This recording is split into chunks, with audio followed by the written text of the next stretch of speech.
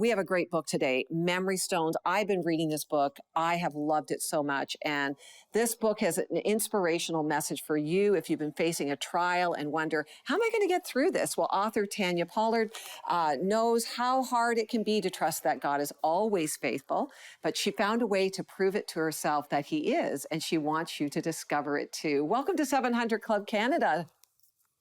Thank you so much for having me, Lori. Well, it's great to have you here. And like I said, I've been reading your book, and Tanya, you're a very gifted, not only Bible teacher, you really unpack the truth of Scripture, but you tell honest stories. And thank you for doing that, making it so real. Thank you. It's my pleasure to do it, and I feel honored to be called.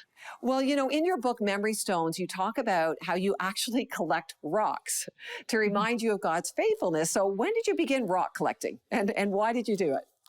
Well, it started around 2015, and it all started because I got fed up with myself. Actually, I realized I've been a Christian my whole life, and yet every time I faced a trial of any size, it could be I just found a lump, or it might rain on Friday and ruin the picnic.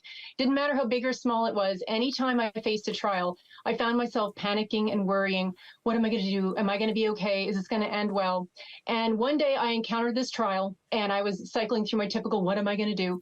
And I just got fed up with myself, and I thought, what's wrong with me, God? Why can't I just trust you? And he answered that question. A short time later, I was doing my daily devotionals, and I was reading Joshua chapter 4, and it's the account when the Israelites finally get their promised land. And God parted water a second time for his people, this time the Jordan. And this time I noticed that God told Joshua to do something. It was God's idea. He said, Joshua, when the waters are parted and everyone crosses through, I want you to take one man from each tribe, 12 men, send them back into the dry Jordan and get them each to collect a rock. And they're going to give the rocks to you, and you're going to pile them up and make a memorial so that years later, when your grandchildren's grandchildren say, what's with the rocks? We can say they're here to remind us that God is mighty and powerful and that he keeps his promises. And I thought, well, if it was supposed to work for the Israelites to use rocks as a visual reminder of his faithfulness so that they could trust him, then maybe it could work for me too. So I got some rocks and a jar and a journal, and I started writing down every time I saw God being faithful in my life. Anytime he removed an obstacle, blessed me, provided something I couldn't provide for myself, I wrote it down, numbered the items, put the corresponding number on a rock, and put it in the jar.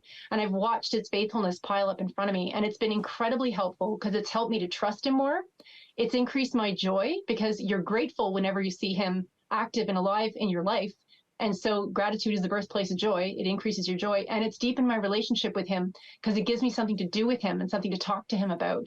So it's been a really rewarding experience. Well, I love it. And I kind of laughed when I started reading your book because I have a rock jar too. Oh, I love that. I know.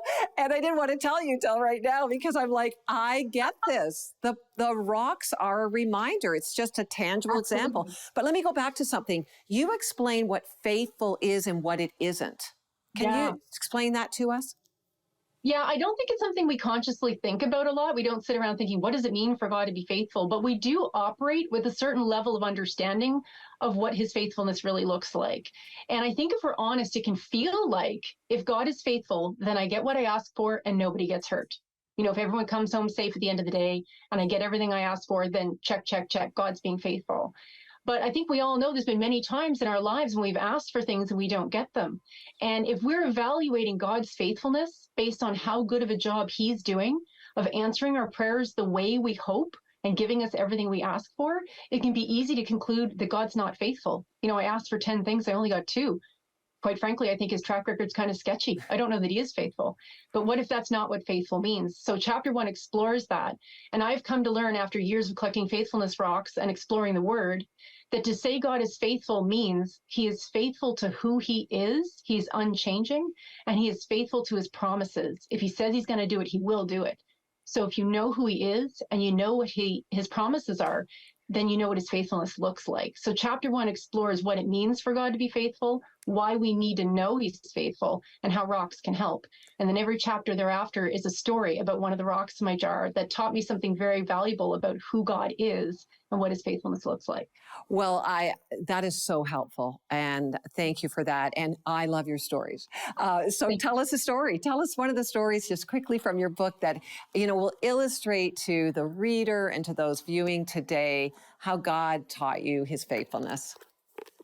Well, the first chapter I ever wrote when I sat down to write this book ended up being chapter 2, and it's takes place in a toy store, so it's called Toys, and it's about grace.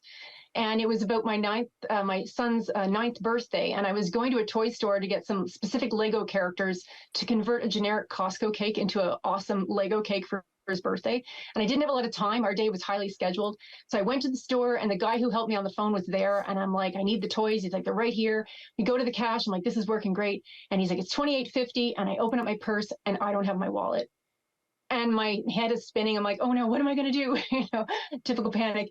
And I said, I just wasted your time. I can't buy these toys. I don't have my wallet. And he says, well, could you come back tomorrow? And I'm thinking, well, tomorrow's too little too late. But I said, yes, I could come back tomorrow. And he says, well, why don't I buy them for you now? And you can just come back and pay me back tomorrow. And I couldn't believe the kindness and the grace of this stranger. But you'd think I'd be thrilled, right? Yay, elated, my problem solved. But instead, an immense amount of resistance welled up in me. And all I could think to say was, no, I can't let you do that. And he said, no, really, it's okay. And I watched him pull out his wallet, pay for the toys, hand me the bag and the receipt. And he said, well, I hope to see you tomorrow. But if not, I hope your son has a great birthday. And I just couldn't believe the kindness and the grace. And you have to read the rest of the story to see what happens, because so many blessings came out of saying yes to the grace.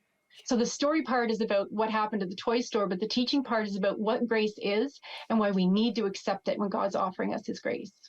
You know, I love that so much. And you practically teach people, like, just really quickly, how do people start doing this then? Go about collecting rocks.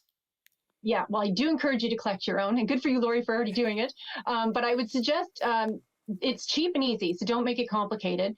Keep something like your phone handy or a notepad, because you got to write it down right away. Our memory is not great. That's why we need the rocks to remind us. If you don't write it down immediately, you might forget. So write it down right away. Count the small stuff. If we'll let the little things ruin our day, why not let the small wins bolster your trust in God, right? Write it all down, count it all. And it doesn't have to be rocks. I used rocks because that's what God told Joshua to use. But you could put a bead on a necklace or sew a square onto a quilt. Anything that's permanent, small enough to collect in large quantities and meaningful to you. Just do it. Just start tracking his faithfulness in your life, because you can't argue with your own stories. So good. Well, you know what? I encourage you to get the book. For more about Tanya and her book, Memory Stones, go to 700club.ca. Thank you so much, Tanya. Keep collecting rocks. I will. Thanks so much, Lori.